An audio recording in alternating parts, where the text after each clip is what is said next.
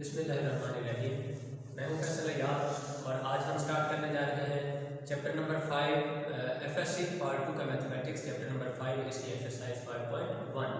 तो dear students, बहुत सारे स्टूडेंट्स ने मुझे क्वेश्चन किया है कि सर शेड जो एरिया हम करते हैं ग्राफ के अंदर, जो एरिया शेड किया जाता है वो कैसे किया जाता है, क्योंकि बाकी प्रोसीजर तो है वो बड़ी आसानी से हम बना लेते हैं, उनके जो सोल्यूशन सेट्स हैं वो बड़ी आसानी से वो हम फाइंड आउट कर लेते हैं, लेकिन जो ग्राफ के अंदर एरिया शेड करना होता है वो एक सर डिफिकल्ट काम है जिसको करना बड़ा मुश्किल होता है हमारे लिए।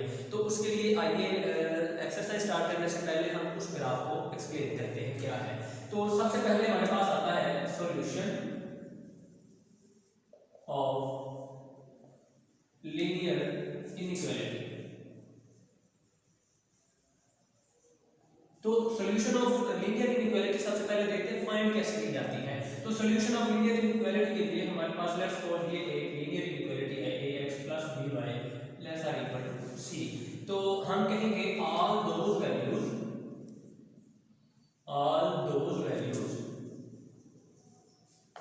which for which all those values of x y for which above inequality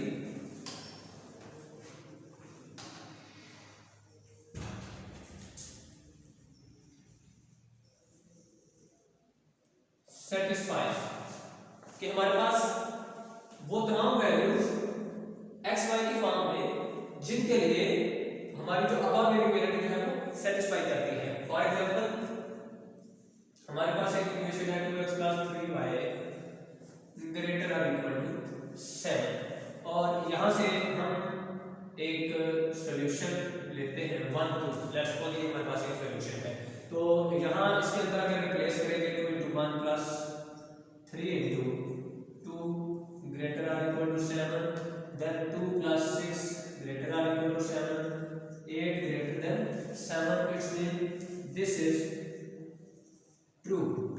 तो ये स्टेटमेंट हमारे पास जो है वो ट्रू हो जाती है। तो it's mean this will be the solution of this linear inequality. तो इस तरह से हमारे पास वो तमाम पॉइंट्स जो हमारी लीनियर इनइक्वालिटी को सेटिस्फाई करते जाते हैं वो हमारे सॉल्यूशन की तरफ आते चले जाते हैं। ठीक है जी। तो इसी के साथ अब हम देखते हैं कि ग्राफ क्या है, ग्राफ को कैसे बनाना है हमने। तो ग्राफ के अंदर देखिए कि हमारे पास ये पॉइंट ओरिजिन पॉइंट होता है, ये x एक्सिस है, ये y एक्सिस है, x नेगेटिव, ये y एक्सिस और ये y नेगेटिव एक्सिस है। तो इसके अंदर लेट्स सपोज हमारे पास जो है अगर यहां से कुछ एक लाइन जो है वो यूं ड्रा हो जाती है। इस लाइन के लिए अगर हम देखें तो ये इसका जो एरिया है ये 2 हाफ प्लेन्स में डिवाइड हो जाता है। एक हमारे पास ये हाफ प्लेन आ जाता है और दूसरा ये हमारे पास हाफ प्लेन आ जाता है। तो ये इस तरह से हमारे पास ये जो लाइन है हमारे प्लेन को 2 हाफ प्लेन्स में डिवाइड कर देती है। तो एक स्टूडेंट ने मुझसे सवाल किया कि सर ये जो है अगर यहाँ से सेंटर से पास करेगा तो फिर हाफ प्लेन होगा, तो अगर सेंटर से आगे या पीछे से वो लाइन ड्रा होती है तो फिर हाफ प्लेन होगा या नहीं होगा। तो उसके लिए ये हम जवाब देंगे कि अगर यहाँ से ये सेंटर में से पास कर रहा है तो हम उसे नहीं कहेंगे, सिर्फ उसी को नहीं कहेंगे कि यही हाफ प्लेन है, क्योंकि ये जो पॉइंट्स है इनके आगे ये इंफिनिटी तक चल रहे हैं। ठीक है, ये आगे पॉजिटिव इंफिनिटी तक चल रहे हैं, ये नेगेटिव इंफिनिटी तक चल रहे हैं। तो दोनों तरफ जो है इनफाइनाइट नंबर्स हैं, तो हम नहीं मेजर कर सकते कि इनफाइनाइट नंबर्स कितने हैं। ठीक है, तो जब हम दोनों तरफ से ये चेक ही नहीं कर सकते कि कितने इनफाइनाइट पहले हैं और कितने बाद में हैं, तो इसलिए इस बात को कहने में कोई भी वो मुज़ाहिरा नहीं है कि ये जो है हमारे पास लाइन इस पूरे प्लेन को 2 हाफ प्लेन्स में वो डिवाइड कर देती है। तो ये हमारे पास था उसका, ये हमारे पास कहलाता है हाफ प्लेन। ठीक है, तो अभी हम देखते हैं कि अगर हमारे पास ये एक प्लेन है इस प्लेन के अंदर अगर आप देखें तो ये कौन सा एक्सिस है, इस एक्सिस को हम कहते हैं एक्स एक्सिस, यानी यहाँ पे y 0 होता है, y की वैल्यू जो है वो यहाँ पे 0 होती है। y की वैल्यू 0 का मतलब क्या है कि यहाँ पे y इज इक्वल टू 0 का मतलब है कि यहाँ जो इक्वेशन है, इक्वेशन ऑफ x एक्सिस, कि ये हमारे पास जो इक्वेशन है वो x एक्सिस है। तो अगर हम यहाँ पे एक लाइन ड्रा कर लेते हैं जो कि पैरेलल होती है x एक्सिस की, तो यहाँ पे क्या होगा, y ग्रेटर देन 0, यानी 0 से ऊपर है तो y जो है वो 0 से ग्रेटर हो जाएगा। तो अगर y ग्रेटर देन 0 हो जाता है, y ग्रेटर देन 0 का मतलब है कि ये हमारे पास अपर हाफ प्लेन आ गई है, तो इसको बोलेंगे अपर हाफ प्लेन। फिर इसी तरह अगर हमारे पास एक लाइन नीचे ड्रा हो जाती है तो यहाँ पे जो y है वो लेस देन 0 हो जाता है या नेगेटिव हो जाता है। तो अगर y हमारा लेस देन 0 हो जाएगा तो ये हमारे पास आ जाएगा लोअर हाफ प्लेन। ठीक है जी। तो इसी के साथ यहाँ पर एक और बात आ जाती है कि जो अपर और लोअर हाफ प्लेन है इनके अंदर एक बात की जाती है ओपन हाफ प्लेन की और क्लोज हाफ प्लेन की। तो ओपन हाफ प्लेन और क्लोज हाफ प्लेन में क्या फर्क है, ये बात एमसीक्यूज में कई बार आ चुकी है, बोर्ड के पेपर्स में भी।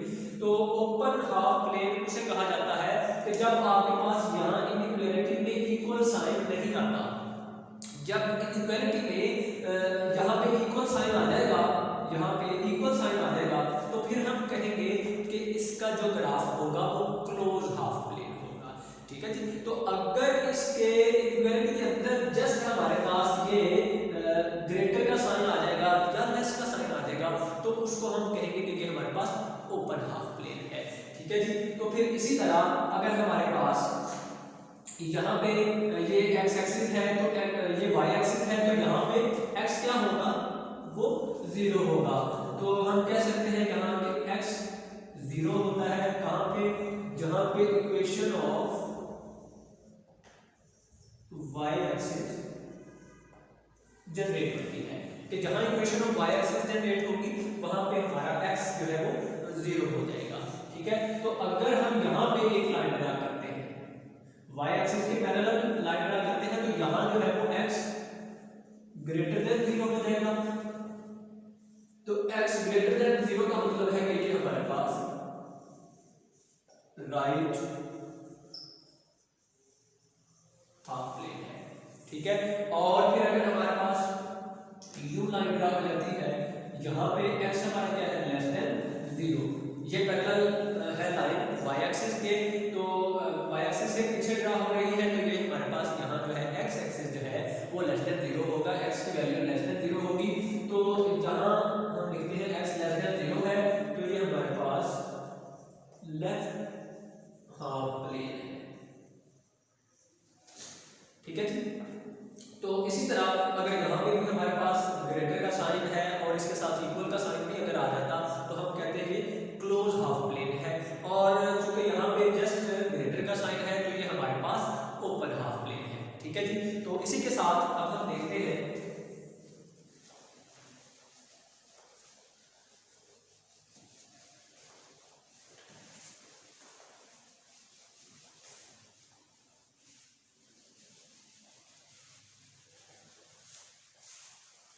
जी। तो अपनी एक्सरसाइज 5.1 स्टार्ट करने से पहले अभी हम देखते हैं कि अगर कोई भी इनइक्वालिटी हमारे पास आ जाएगी तो उसको हमने ड्रा कैसे करना है, और वो जो ग्राफ है कि ग्राफ को शेड करने का क्या तरीका है, कौन सा आसान तरीन मेथड है जिससे हम कोई भी गलती किए बगैर बड़ी आसानी से जो है अपना ग्राफ जो है वो शेड कर सकते हैं। तो आइए देखते हैं। फॉर एग्जाम्पल हमारे पास एक लीनियर इनइक्वालिटी है, उसकी हम एसोसिएटेड इक्वेशन बनाते हैं। लीनियर इनइक्वालिटी हमारे पास है ax plus by less or equal to c। तो एसोसिएटेड इक्वेशन क्या होती है, याद रखें, हमने अपने फर्स्ट लेक्चर में भी पढ़ा था, इंट्रोडक्टरी लेक्चर के अंदर, कि जो एसोसिएटेड इक्वेशन होती है, associated equation is that equation which come from the linear inequalities. ठीक है। जो इनइक्वालिटी वाली इक्वेशन से ट्रांसफर होकर इक्वालिटी में आती है उस इक्वेशन को हम एसोसिएटेड इक्वेशन कहते हैं। और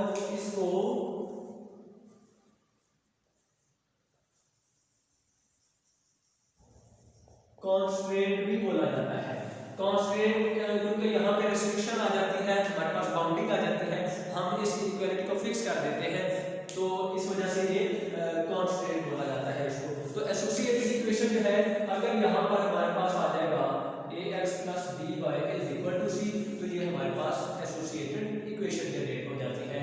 तो इसी तरह इसके सॉल्यूशन के लिए हम यहाँ पे अगर देखें, ये हमारे पास एक लाइन ड्रा होती है जो कि x एक्सिस को इस पॉइंट पर टच करती है। वो लाइन जो x एक्सिस को एक पॉइंट पे आके टच करती है, उस पॉइंट को हम कहते हैं ये x इंटरसेप्ट है। तो सबसे पहले तीन बातों का आपने ख्याल रखना होता है कि जब भी ये ग्राफ ड्रा करते हैं तो उसके अंदर आपने हर बार तीन जो स्टेप्स हैं वो लाजमन करने हैं। तो सबसे पहला स्टेप क्या है कि x intercept,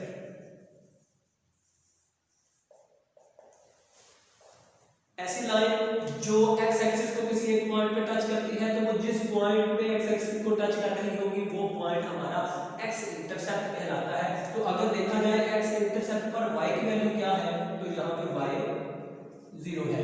it's mean x intercept find out करने के लिए हम अपनी इक्वेशन के अंदर, एसोसिएटेड इक्वेशन के अंदर y 0 रिप्लेस करेंगे। फिर इसी तरह अगर हमारे पास आ जाता है y इंटरसेप्ट,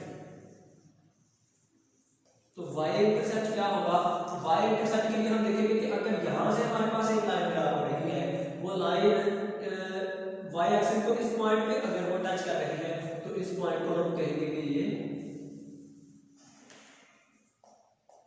y इंटरसेप्ट है हमारे पास। तो y इंटरसेप्ट में x की वैल्यू क्या होती है, x हमारा 0 होता है। तो y इंटरसेप्ट फाइंड आउट करने के लिए हम अपनी एसोसिएटेड इक्वेशन में x को 0 रिप्लेस करेंगे। ठीक है जी, तो ये हमारे पास जो इंटरसेप्ट आ गए हैं। अब तीसरा जो सबसे इंपॉर्टेंट पॉइंट है जो हमें बताने जा रहा है, जिसकी वजह से हम बड़ी आसानी से बता देंगे कि हमने अपने ग्राफ को शेड कैसे करना है, कौन सा एरिया शेड होगा। ठीक है, तो तीसरा जो पॉइंट है हमारे पास, उसे कहा जाता है टेस्टिंग पॉइंट। तो टेस्टिंग पॉइंट जो है वो हमने उसमें क्या करना होता है कि हमने ओरिजिन को पुट करना होता है अपनी इनइक्वालिटी के अंदर। तो यहाँ पे हम लिखेंगे x = y = 0, कि x की जगह भी और y की जगह भी हमने 0 रिप्लेस कर देना है। तो वहां से हमारे पास टेस्टिंग पॉइंट आ जाएंगे। तो वो टेस्टिंग पॉइंट हमें x और y जो है वो 0 पुट करने से कैसे पता चलेगा, तो हमारी लेट्स सपोज फॉर एग्जांपल हमारे पास जो इनइक्वालिटी है वो ये है, ठीक है जी। तो अब यहां से अगर x की जगह भी 0 पुट किया जाए, y की जगह भी 0 पुट किया जाए, तो 0 + 0 ≤ 7, 0 ≤ 7, तो ये हमारे पास यहां से इक्वालिटी जो है वो ट्रू हो रही है। तो अब हम यहां पे लिखेंगे इफ इनइक्वालिटी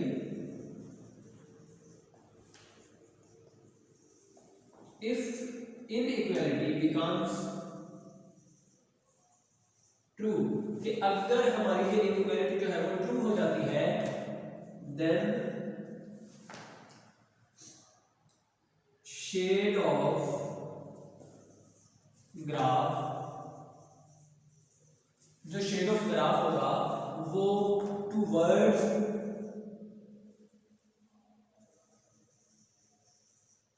ओरिजिन होगा।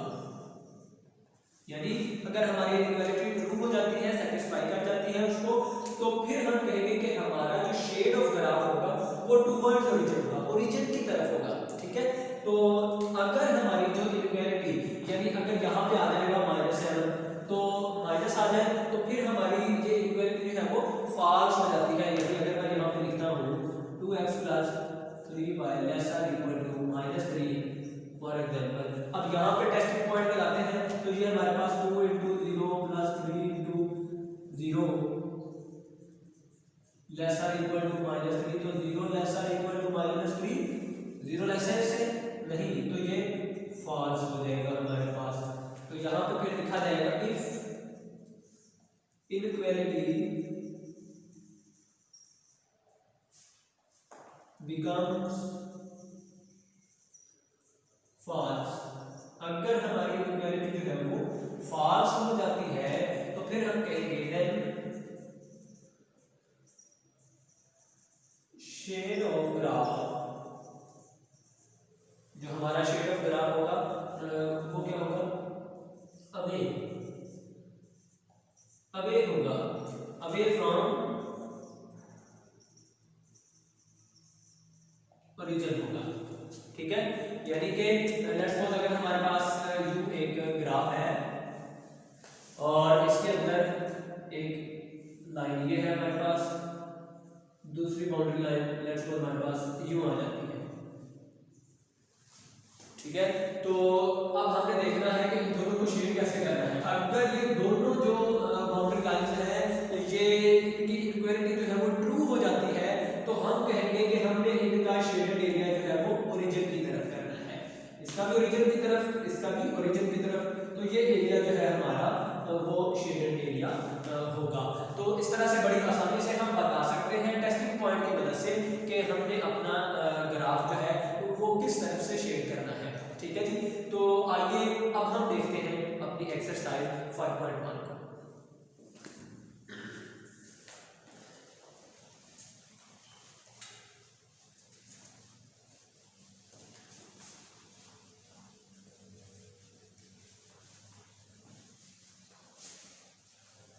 जी, तो पहला क्वेश्चन हमारे पास है graph the solution set of each of the following linear inequality in x y plane. तो फर्स्ट पार्ट हमारे पास है, फर्स्ट क्वेश्चन इसका पार्ट नंबर 1 है 2x plus y less than equal to 6 हमारे पास, ये हमारे पास पार्ट है। तो इसके अंदर अब हम देखेंगे कि सबसे पहले हमें क्या करना है, एसोसिएटेड इक्वेशन यहां से जनरेट करनी है।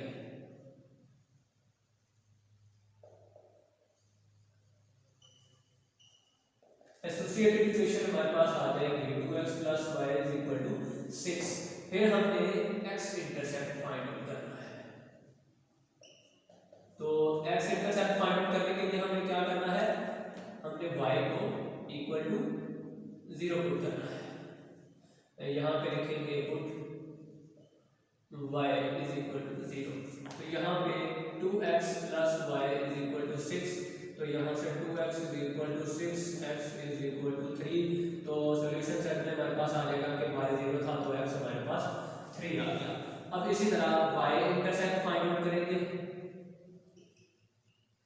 y इंटरसेप्ट पे हमारे पास जो है वो x जो है वो हमने 0 पुट करना होता है। तो y 0 पुट करते हैं, 2 into 0 plus y is equal to 6। तो y is equal to 6, x हमारे पास 0 था तो y आ गया 6। इसी तरह अब हमारे पास जो नेक्स्ट है वो टेस्टिंग पॉइंट आ जाता है कि टेस्टिंग पॉइंट अब हम देखेंगे कि हमारा जो ग्राफ है वो कैसे बनेगा। ये हमारे पास टेस्टिंग पॉइंट आ जाता है। तो टेस्टिंग पॉइंट के लिए हमें पुट करना है x is equal to 0, y is equal to 0। अपनी इनइक्वालिटी के अंदर हम यहाँ अब x और y की जगह 0 रिप्लेस करते हैं। 2 into 0 plus 0 is less than और इक्वल टू 6। तो 0 प्लस 0 लेस और इक्वल टू 6, 0 लेस और इक्वल टू 6। तो ये हमारे पास ट्रू हो गया। तो हमारा शेड ऑफ ग्राफ जो होगा, shade of graph towards origin होगा। ठीक है जी, तो शेड ऑफ ग्राफ जो होगा हमारा वो टुवर्ड्स ओरिजिन होगा। फॉर एग्जांपल हमारे पास जो पॉइंट्स आए हैं उनको हम यहाँ जो ड्रा कर लेते हैं कि अगर ये 0 पॉइंट है x3, लेट्स सपोज यहाँ पे हमारे पास कोई 3 पॉइंट है तो 3 0 यहाँ पे आ जाएगा, और फिर 0 6 यहाँ पे हमारे पास जो है x 0 है और y 6 है। तो इनको हम मिला लेते हैं।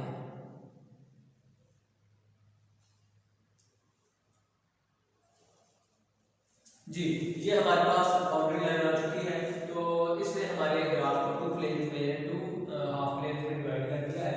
तो यहाँ इसकी जो इक्वालिटी है वो इसके ऊपर लिख देते हैं। वो हमारे पास है 2x प्लस वाई लेस और इक्वल टू 6। अब हमारे लिए बताना बड़ा ही आसान है कि हमने ग्राफ कौन सा शेड करना है। तो अभी हम देखते हैं कि हमने देखा था कि हमारी जो इक्वालिटी है वो ट्रू हो गई है, यानी शेड ऑफ ग्राफ हमारा टूवर्ड्स ओरिजिन होगा, ओरिजिन की तरफ होगा। ये हमारा ओरिजिन है, तो ये हमारा ग्राफ होगा, ये एरिया शेड कर देंगे। ठीक है जी, तो इस तरह से बड़ी आसानी से हम बता सकते हैं कि हमने अपने ग्राफ का कौन सा एरिया शेड करना है। आइए तो एक और क्वेश्चन यहाँ पे करते हैं।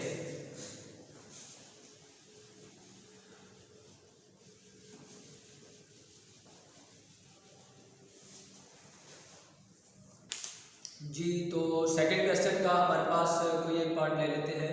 हमारे पास है x + y greater or equal to 5। Second question का पार्ट नंबर 3 है x + y greater or equal to 5 minus y + x less or equal to 1 है हमारे पास। तो इसके अंदर उसने पूछा है indicate the solution set of the following system of linear inequality by shading. तो यहाँ पे हमने इसका सॉल्यूशन सेट भी फाइंड करना है bye shading area.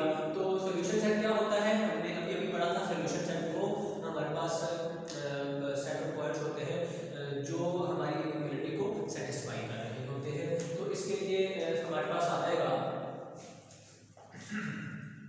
Associated equation. सबसे पहले बनाएंगे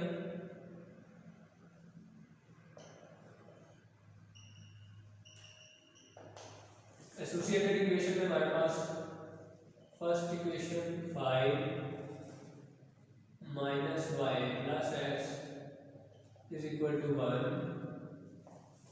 ये आ जाएगा। ठीक है, तो हम वो ज़्यादा इसको लंबा चौड़ा क्वेश्चन करने के बजाय हम इसको शॉर्ट फॉर्म में यहाँ से सॉल्व कर लेते हैं। तो ये हमारे पास यहाँ से आ जाएगा x इंटरसेप्ट, यहाँ y इंटरसेप्ट,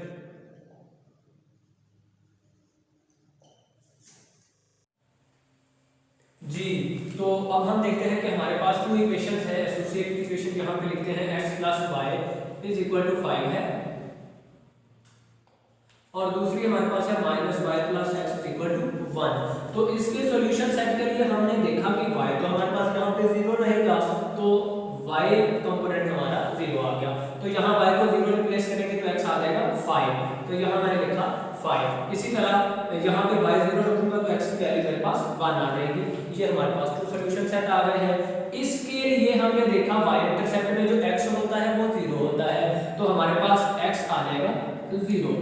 अब यहाँ पे 0 रिप्लेस करते हैं x की जगह पे, तो y आ जाएगा 5। इसी तरह फिर यहाँ x की जगह 0 रिप्लेस करेंगे तो माइनस y आएगा प्लस 1, तो y मल्टीप्लाई करेंगे दोनों तरफ माइनस से, तो y आ जाएगा -1। फिर यहाँ पे हमारे पास आ जाते हैं टेस्टिंग पॉइंट। टेस्टिंग पॉइंट में हमने क्या करना होता है कि x को और y दोनों को हमने 0 पुट करना होता है हमारी इनइक्वालिटी के अंदर। ये इनइक्वालिटी है हमारे पास। तो फर्स्ट इनइक्वालिटी में हम x की जगह 0 पुट करते हैं, y की जगह 0 पुट करते हैं, तो वो हमारे पास है ग्रेटर आर इक्वल टू 5। तो यहाँ पे जो 0 है वो ग्रेटर आर इक्वल टू 5, ये इनइक्वालिटी जो है वो ट्रू नहीं हो रही है, 0 5 से ग्रेटर नहीं है। तो हम यहाँ लिखेंगे कि ये स्टेटमेंट हमारे पास फॉल्स हो गई है। अगर ये स्टेटमेंट फॉल्स हो गई है तो हमारा जो शेडेड रीजन होगा वो कौन सा होगा, तो वो अवे फ्रॉम द ओरिजिन होगा। ठीक है, अगर वो इनइक्वालिटी को ट्रू कर जाता तो हमारा जो शेडेड रीजन होना था वो टूवर्ड्स ओरिजिन होना था। अब हम टेस्टिंग पॉइंट चेक करते हैं फॉर इनइक्वालिटी। सेकंड जो है उसमें हम 0 पुट करते हैं, तो 0 + 0 हमारे पास आ रहा है लेसर इक्वल टू 1, तो 0 लेसर इक्वल टू 1 होता है, तो ये इनइक्वालिटी ट्रू हो गई है। तो इसके लिए फिर हम लिखेंगे कि हमारा जो शेडेड एरिया होगा वो टूवर्ड्स ओरिजिन होगा। ठीक है जी, तो इस तरह से हमारे पास ये पॉइंट आ गए हैं। अब हम इसका ग्राफ देखते हैं। तो ग्राफ के अंदर हमारे पास x एक्सिस और y एक्सिस है। यहाँ पे x एक्सिस, ये हमारे पास y एक्सिस आ जाता है, y एक्सिस पॉजिटिव, यहाँ पे y एक्सिस नेगेटिव। जी, तो यहाँ पे हमारे पास ओरिजिन पॉइंट आ जाएगा। सबसे पहला पॉइंट देखते हैं, हमारे पास है 5 0। तो 5 0 कहाँ पे आएगा, जहाँ पे x 5 है और y x एक्सिस पे 0 होता है। इसी तरह यहाँ पे 0 5 x 0 तो y हमारे पास 5 अप्रोक्सीमेटली यहाँ पे तो आ जाएगा। तो इन दोनों पॉइंट्स को हम मिला लेंगे बाय द लाइन, तो ये हमारे पास एक इसकी लाइन जनरेट हो जाएगी। ये कौन सी इक्वेशन थी? इनइक्वालिटी हमारे पास फर्स्ट थी, तो इसके ऊपर लिख देंगे कि ये हमारे पास है x plus y greater or equal to 5। उसके बाद जो सेकंड पॉइंट है 1 0 0 माइनस 1 1 0 हमारे पास तकरीबन यहाँ पे आ जाएगा, x 1 है तो y 0 है। दूसरा पॉइंट है 0 माइनस 1, वो तकरीबन यहाँ पे आ जाएगा 0 माइनस 1। फिर इन दोनों पॉइंट्स को मिला लेते हैं, तो इनको मिलाने से हमारे पास एक सेकंड बाउंड्री लाइन जनरेट हो गई है। इसके ऊपर कौन सी इक्वेशन है? Minus y plus x less or equal to 1। अब यहाँ पे शेडेड रीजन की बात करते हैं जो सबसे इंपॉर्टेंट है। यहाँ पे गौर करें कि हमारी फर्स्ट इनइक्वालिटी फॉल्स हो गई थी, तो इसका मतलब हमें ओरिजिन से परे जाना है, ओरिजिन से दूर। इस बाउंड्री लाइन को देखें, अगर नीचे को आएंगे तो वो टुवर्ड्स ओरिजिन होगा, अगर ऊपर को जाएंगे तो वो अवे फ्रॉम द ओरिजिन होगा। तो फर्स्ट इनइक्वालिटी में हमने जाना है away from the origin. It's mean इस लाइन ने हमें रिस्ट्रिक्ट कर दिया है कि हम नीचे नहीं आ सकते, हमने ऊपर ही रहना है। तो दूसरी जो हमारे पास इनइक्वालिटी है वो है टुवर्ड्स ओरिजिन, यानी इस बाउंड्री लाइन ने टुवर्ड्स ओरिजिन जाना है, पीछे की तरफ। तो ये यहाँ नहीं आ सकती, इसने यहाँ से इधर जाना है और इसने अवे फ्रॉम द ओरिजिन जाना है। तो दोनों का जो कॉमन एरिया होगा वो कौन सा कॉमन एरिया होगा? वो ये होगा। ठीक है जी। तो इस तरह से हम बड़ी आसानी से ये आइडेंटिफाई कर सकते हैं कि हमने अपने ग्राफ को शेड आउट करना है। तो अगर आपको हमारी ये वीडियो अच्छी लगी हो तो आप हमारी वीडियो को लाइक कीजिएगा, शेयर कीजिएगा, हमारे चैनल को सब्सक्राइब कीजिएगा और बेल आइकन को जरूर प्रेस कीजिएगा ताकि हमारी हर आने वाली जो वीडियो है वो आप तक आसानी पहुंच सके। इंशाअल्लाह ताला हम अपने नेक्स्ट लेक्चर में एक्सरसाइज 5.1 के जो बाकी रिमेनिंग पार्ट्स हैं उनको सॉल्व करेंगे। तो नेक्स्ट लेक्चर तक के लिए इजाज़त दीजिए। अल्लाह हाफ़िज़।